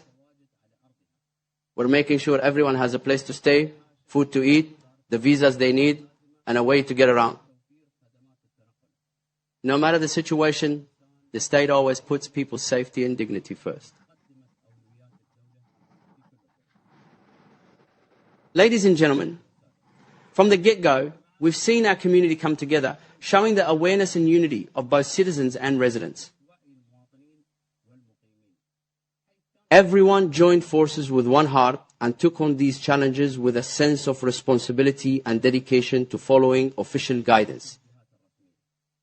We truly value and celebrate how our community has come together during this crisis, showcasing their unwavering trust in our country's security and safety measures. What you're seeing didn't just happen by chance. It's the result of years of dedicated effort under the insightful guidance of our leadership that built a national model grounded in preparedness and unity, come what may. Ladies and gentlemen, from the moment this crisis began, the authority has been on its toes, launching the National Media Hub to keep us informed around the clock. Everyone's banding together here, making sure we're always one step ahead with a proactive game plan. We're committed to keeping both our local and the international community up to date with every development, clear as daylight and with total transparency. We're keeping everyone in the loop with ongoing safety tips and guidelines, making sure our citizens, residents, and visitors stay protected. The team's got an early warning system in place to alert the public right away. We're not kidding around here. It's crucial to heed these warnings and follow the instructions to the letter.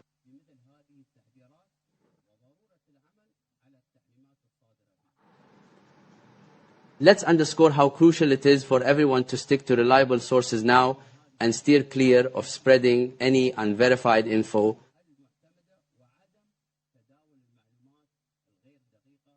Or for any rumors. It's all about staying sharp, folks, because your awareness and engagement are key to keeping things calm and stable. He is a vital partner in our national preparedness framework. We pray for our nation's safety and for continued blessings of security under our wise leadership. Wishing you stability, peace, and may God's blessings be with you all. A big thank you to His Excellency Dr. Saif Al-Daheri, the official spokesperson for the National Emergency and Crisis Management Authority. Disasters. The true perspective for us gathered here isn't how the UAE reacts, but rather how we can keep our achievements rock solid. No matter how tough things get, our national achievements aren't just about constructing projects. It's really about the trust forged over years and decades. The UAE is handling this phase with confidence and a clear plan.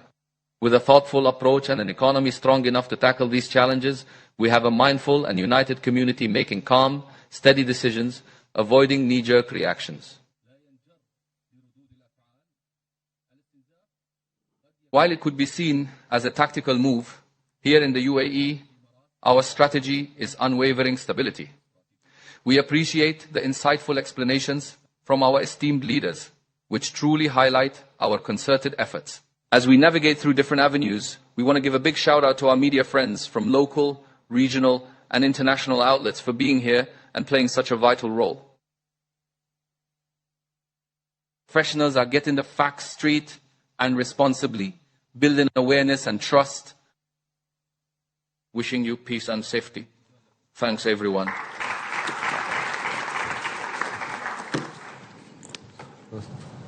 تو یہ جو مناظر آپ اپنی screen سے ملاحظہ کر رہے ہیں، یہ متحدہ عرب امارات کے حکومتی ارکان پریس بریفنگ کر رہے تھے. انہوں نے بتایا کہ ترجمان وزارت دفاع نے بتایا کہ ایران کی جانب سے متحدہ عرب امارات پر 186 میزائلز داغے گئے. ہمارے ڈیفنس سسٹم نے 172 میزائلز کو ناکارہ بنایا اور 13 سمندر میں گرے، جبکہ ایران کی جانب سے داغا گیا صرف ایک میزائل ہماری سرزمین پر گرا. ساتھ ہی لوگوں سے درخواست کی گئی ہے، خاص طور پہ جو سٹرینڈڈ ہیں ان مسافروں کے لیے کہتے ہیں جی جلد فلائٹس کا اہتمام کیا جا رہا ہے. باقی لوگ شہریوں سے انہوں نے درخواست کی جب تک ایئر لائن رابطہ نہیں کرتی ایئرپورٹ نہ جائیں، اور فضائی حدود کی بندش کی وجہ سے لوگوں کو بیرون ملک جانے میں مشکلات کا سامنا ہے. ہم نے چھوٹی سی بریک پہ حاضر ہوں گے. بریک کے بعد آپ نے کہیں نہیں جانا، ہمارے ساتھ جڑے رہیے گا. Welcome back once again. اور جو اس وقت صورتحال ہے دنیا بھر میں، جو اس وقت ایک مشترکہ اٹیک کیا تھا امریکہ اور اسرائیل نے، پھر ایران پر جو اٹیک کیا اور پھر ایران کے جو جوابی حملے، اس کے بعد جو یہ صورتحال پرولونگڈ ہو گئے، اس سے معیشت پر گلوبلی اوور آل کیا امپیکٹ آ رہا ہے؟ کیونکہ ہم یہ دیکھ رہے ہیں کہ دبئی نے جیسے کہ پہلے ہی کہہ دیا تھا کہ منڈے ٹیوزڈے اسٹاک مارکیٹ ان کی بند رہے گی. اسٹاک مارکیٹس میں مندی کا رجحان ہے. کل پاکستان اسٹاک ایکسچینج میں ہم نے دیکھا کہ کریش کر گئی تھی ایک پوائنٹ پہ، کاروبار پھر بند کرنا پڑا تھا. بہت سی مارکیٹس کریش کی، انڈیا کی، Mumbai stock exchange, Hong Kong کی، جاپان کی. اسی طریقے سے پیٹرول کے پرائس پر بھی سب کی نظریں ہیں کہ کہاں جائیں گے. اس کی قلت بھی ہو سکتی ہے بیکاز اسٹریٹ آف ہارموز جو ہے وہ بند ہے. تو اگر یہ معاملہ پرولونگڈ ہوتا ہے تو پھر کیا ہوگا؟ بھائی جناب، تو ہمارے ساتھ ماہر معاشیات ڈاکٹر خاقان نجیب صاحب موجود ہیں. ڈاکٹر صاحب، اگر یہ معاملہ پرولونگ ہوتا ہے، اسٹریٹ آف ہارموز بند رہتا ہے، اسٹاک مارکیٹ ایسی مندی کا شکار رہتی ہے، پھر کیا ہوگا؟ پیٹرول ناپید ہونے کا خدشہ ہے، یا پھر گولڈ جو ہے وہ کس لیول تک جائے گا، یا پھر جو آپ کی LNG ہے وہ کتنی انکریز ہوگی؟ پہلی تو یہ بات آپ نے جیسے کہی، اصل بات یہ ہے کہ اگر یہ کنٹینڈ کانفلکٹ رہتا ہے اور یہ اگلے 2-4 ہفتے میں ریزالو ہو جاتا ہے اور کوئی پیس ٹاکس ہو جاتی ہیں، پھر تو جو اس وقت آئل کی اسپائک ہے وہ تقریباً $85 ہے. برینٹ جو ہے وہ 70 سے، یعنی کہ تقریباً 20% بڑھ گیا ہے. آبویسلی اس کا ایک دنیا کی جو معیشتیں ہیں ان پہ انفلیشنری امپیکٹ ہے. یہ GDP گروتھ کو سلو کر سکتا ہے. پھر آپ کو پتا ہے ٹریڈ اور لاجسٹکس کا جو شاک ہے، یعنی کہ ٹینکر انشورنس ہے، کموڈٹی ریپل، اس پر جو ویٹ، فرٹیلائزر، اگر آپ قیمتیں دیکھیں اور قیمتیں دیکھیں آپ کاپر کی، ایلومینیم کی، یعنی کہ جو مائنز اینڈ منرلس کے پروڈکٹس ہوتے ہیں، وہ بھی اوپر گئی ہیں. اس سب کے جو اسپل اوور افیکٹس ہیں وہ آبویسلی ایک جیسے کہتے ہیں پاکستان پہ سب سے بڑھ کے تو آئل امپورٹ کے ہیں، کیونکہ ہم ایک آئل امپورٹنگ کنٹری ہیں اور 80% انرجی امپورٹ کرتے ہیں. اور اگر اس میں ایک اسپائک جو کہ آلریڈی آ گیا ہے تو ہمارا جو بیرونی خسارہ ہے اس پہ ایک امپیکٹ آ سکتا ہے. آپ یہ دیکھیے کہ جو ٹریڈ اسٹیٹسٹکس ہیں پہلے 8 ماہ کے جو ابھی آئے ہیں وہ بھی کوئی پازیٹیو پکچر نہیں دے رہے، بلکہ ہمارا جو تجارتی خسارہ ہے وہ $25 ارب پہ ہے، وہ $5 ارب زیادہ ہے compared to last year same time. So already ایک سلوئنگ ایکسپورٹ ہے، بڑھتی ہوئی امپورٹ ہے، اور اگر آئل کا بل بڑھتا ہے تو دیٹ ہیز این امپیکٹ. آپ نے کہا اس کا امپیکٹ آئے گا. ایک طریقے سے ہم یہ بھی دیکھ رہے ہیں کہ اس وقت بھی پینک بائنگ ہو رہی ہے آف گولڈ. اسپیشلی لوگ سمجھتے ہیں ظاہر ہے گولڈ جو ہے اس کی ایک الگ ویلیو ہے، ہمیشہ سے ٹریڈیشنل ایک ایسٹ رہا ہے، ایسا فزیکل ایسٹ ہے جس پر لوگ ریلائی کرتے ہیں. تو یہ ایک وقت ہے، رائٹ موو ہے انڈیویجول سطح پر بھی اور گورنمنٹ کے لیول پر بھی. $3,000 این آؤنس سے $5,000 این آؤنس پہ صدف پچھلے اگر آپ ایک سال میں دیکھیں تو جو قیمت ہے وہ تقریباً بڑھی ہے. تو گولڈ کو ایز اے سیف ہیون، آپ بالکل صحیح کہہ رہی ہیں، سمجھا جاتا ہے اسپیشلی ان ٹائمز جبکہ انسرٹنٹی دنیا میں ہوتی ہے. تو لوگ اس کو انفلیشنری ہیج، یعنی کہ جو قیمتیں ان کی جو انفلیشن ہو رہی ہوتی ہے اس کو ہیج کرنے کے لیے، اور سینٹرل بینکس بہت سے جو ڈالر سے نکلے ہیں انہوں نے گولڈ خریدا ہے، اسپیشلی چائنیز سینٹرل بینک. سو آج بھی وہ ایک انفلیشنری ہیج ہے. یہ بھی یاد رکھیے کہ پاکستان کو ریمیٹنسز اور جو ایکسپورٹ کی بھی ہٹ ہے، اور جو ہم نئی FDI ڈھونڈ رہے تھے اس پہ بھی ایک سلونیس ضرور دکھائی دے گی، بیکاز اس وقت کسی سے بھی آپ بات کریں گے تو وہ پروجیکٹس کو فوری طور پر آگے بڑھنے کے لیے مشکل ہوگی. اور سیکٹر ہٹس میں ایڈیبل آئل ہم $4 ارب کا امپورٹ کرتے ہیں. اور یہ ساری چیزیں دیکھتے ہوئے ہمیں اپنے جو شارٹ ٹرم اور جو لانگ ٹرم گولز ہیں ان کو سیٹل کرنا پڑے گا. At an individual level you are right, hard currency की बजाय लोग गोल्ड को होल्ड करना पसंद करते हैं, and that has been a good strategy. पर ये भी याद रखिए कि गोल्ड पिछले 12 से 18 माह में बहुत बड़ा है और अब एक हाइटेंड है। पाकिस्तान की स्टॉक मार्केट ने कल ओवर रिएक्ट किया था, 10% गिरी थी। ये इसलिए हुआ कि पाकिस्तान में जो अनसर्टेनिटी है वो बहुत ही फ्रेजाइल इन्वेस्टर कॉन्फिडेंस को जन्म देती है। ये बहुत इंपॉर्टेंट पॉइंट है। जब दुनिया की मार्केट्स कल 2-2.5% गिरी, यूरोप 2-2.5% डाउन था, जो आपकी जापान, जो आपकी ईस्ट एशियन मार्केट्स थी, दे were all down to the tune of 2.5 billion percent in their currency, in their exchanges, but Pakistan fell 10%. So that shows the kind of uncertainty जो कि जन्म देती है एक इन्वेस्टर कॉन्फिडेंस जो कि शाटर होता है, क्योंकि मैक्रो स्टेबिलिटी एक जिसे कहेंगे IMF से रिलेटेड है। सो ये सारी चीजें लिंक हो जाती हैं। ये भी याद रखिए कि मार्केट 40-45 हजार की सतह पर थी 2023 में, वो 4.5 गुना बढ़ के 1.90 पे चली गई थी। वहां से करेक्शन सदफ हो ही रही थी, यानी कि हम ऑलरेडी देख रहे थे कि 10-12% मार्केट नीचे आई, 1,65,000 के करीब आ गई थी।